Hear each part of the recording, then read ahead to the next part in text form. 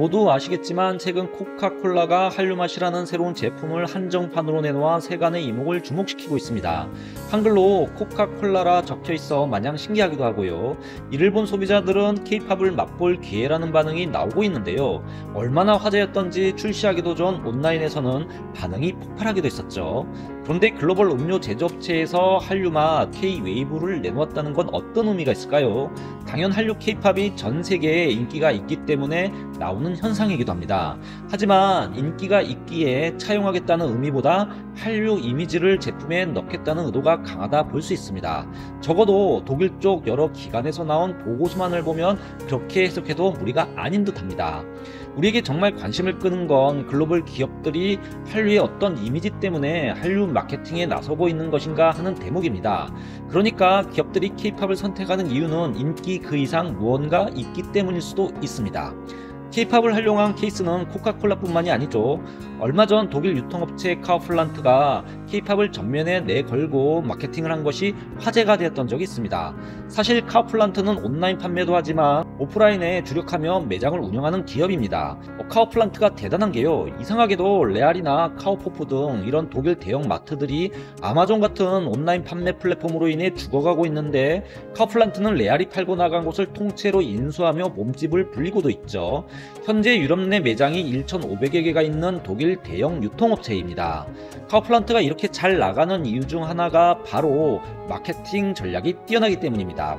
그런데 카우플란트가 케이팝을 통해 또 이를 냈다는 평이 자자합니다. 카우플란트는 케이팝을 통해 Z세대를 사로잡았다는 자평을 하기도 했는데요. 이런 이유로 인해 독일 분데스 게젤샤프트 디지털 미디어로부터 2023년 최고의 디지털 캠페인상을 받기도 했죠.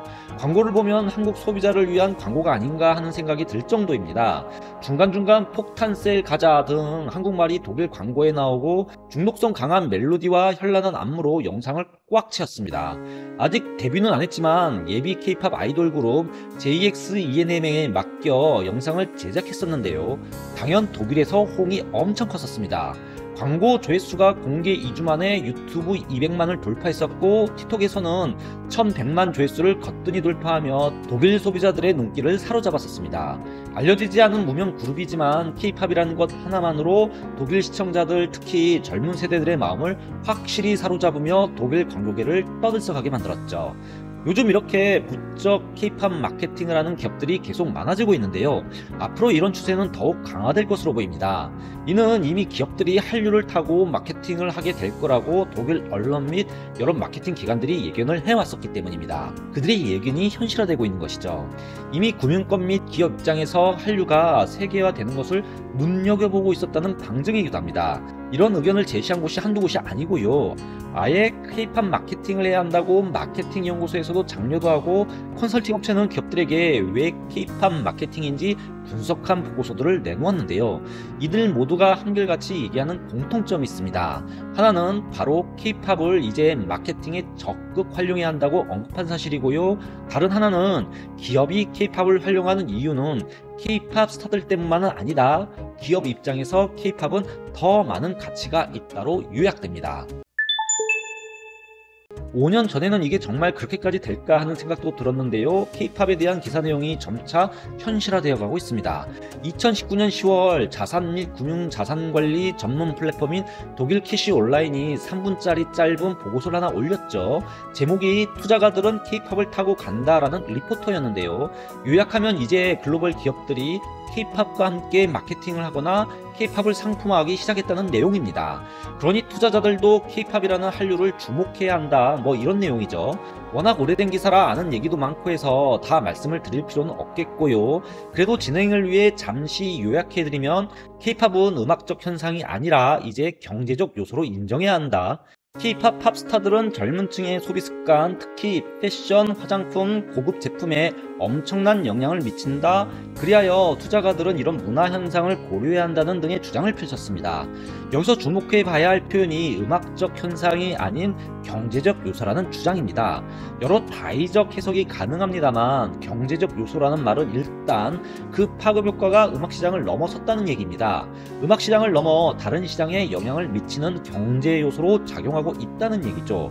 각 기업 이익의 극대화를 위해 K-팝이 투입될 수 있다는 주장인데요. 매체는 그 근거로 BTS의 경이로운 기록들과 K-팝이 이룬 성과들, 그리고 한류가 무엇인지도 구구절절 설명하고 있습니다. 그리고 BTS의 현대 자동차 SUV 펠리세이드 광고를 제시했는데요. 바로 펠리세이드 예약 주문이 폭발, 예초 25,000대 계획이었지만 59,000대의 주문이 들어왔고 생산 라인에 병목 현상이 발생했다는 내용을 중앙일보의 기사를 인용 제시하기도 했죠. 그런데 이거야 뭐 한국이니까 그럴 수 있다는 생각이 들기도 하죠. 매체가 좀 오버할 수도 있는 거니까. 그런데 여기서 또 다른 신뢰를 제시합니다. 바로 미국의 장난감 생산업체 마텔이 BTS 바비 인형을 생산 판매하기 시작하자 2019년 1월 초 주가가 8.5%나 튀어 올랐다 전하고 있습니다. BTS를 이렇게 상품화만 해도 한 기업의 가치가 8%가 상승하는 모습을 보였다는 건데요.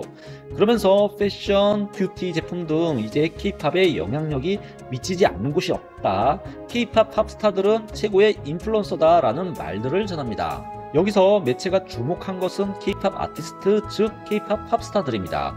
K-팝 팝스타들이 하면 최고의 마케팅 전략이 된다는 거고, 그러니 K-팝에 투자해야 한다는 얘기였죠.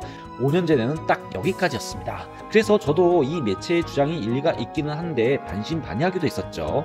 그러더니 2022년에는 정말로 독일에서 K-팝 ETF 상품이 나와 투자가들을 모집하기도 했었습니다. 정말 캐시 매거진의 말대로 투자 상품이 독일에서 나온 거죠. 돈을 투자하는 투자가들 대부분이 기성세대라 구구절절 K-팝에 왜 투자를 해야 하는지 K-팝 팬들에게는 이미 다 아는 그런 내용들로 설명을 하고 있어 자세히 이 기사 내용을 소개할 필요는 없겠고요. K-팝이 한국팝 뮤직으로 쉽게 생각할 수 있는 부분이 있다. 그래서 K-팝 투자가 그리 흥미를 끌지 못하는 것처럼 들릴 수도 있지만 글로벌 시장에서 성공 가도를 달리고 있다며 강남스타일부터 블랙핑크, BTS 등을 거론합니다. 그리고 오징어 게임 등 계속해서 글로벌 시장에서 한류가 사랑을 받아가고 있다 강조합니다. 이런 이유로 ETF 상품이 출시되었다는 등 금융상품 소개를 하고 있죠. 어쨌든 이제 K-팝과 한류가 돈을 벌어다 줄 수 있다 이건데요. 이 믿음을 확고히 해라 할 만큼의 그런 시각을 가진 보고서가 떠올라옵니다. 여기에 한술 더 떠 이제 기업들도 K-팝 마케팅에 적극 동참해야 한다 강조를 하죠. 그러면서 왜 K-팝 선택이 기업 입장에서 탁월한가에 대한 설명을 해주고 있는데요. 이런 보고서를 쓴 기관은 MTP라 불리는 마케팅 연구소입니다. 연구소라니까 조금 생뚱맞지만 독일 마케팅 업계에서 꽤 비중 있는 기관입니다. 아마 2021년쯤 기억을 하는데요. 어디에서나 존재하는 K-팝 팬과 마케팅 전략이라는 보고서 하나를 MTP가 소개하고 있습니다. MTP는 엄밀히 얘기하면 협회죠. 독일 전국 18개의 대학에 거점을 두고 협회로 존재하는 기관인데요. 학생들에게 마케팅 실무를 가르치기 위해 생긴 협회라고 보시면 됩니다. 그런데 이 협회에 90여 명의 교수진들이 활동을 하고 실제 기업 120여 곳과 공동 프로젝트를 진행할 만큼 실력 있는 교육기관입니다.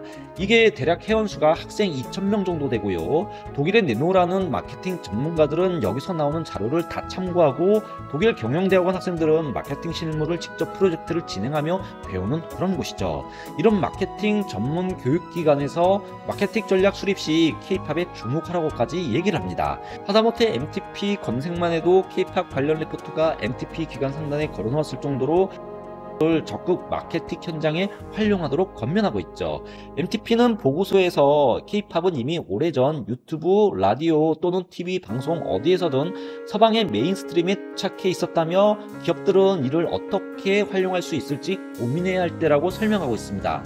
여기서 매체는 아주 재밌는 해석을 내놓습니다.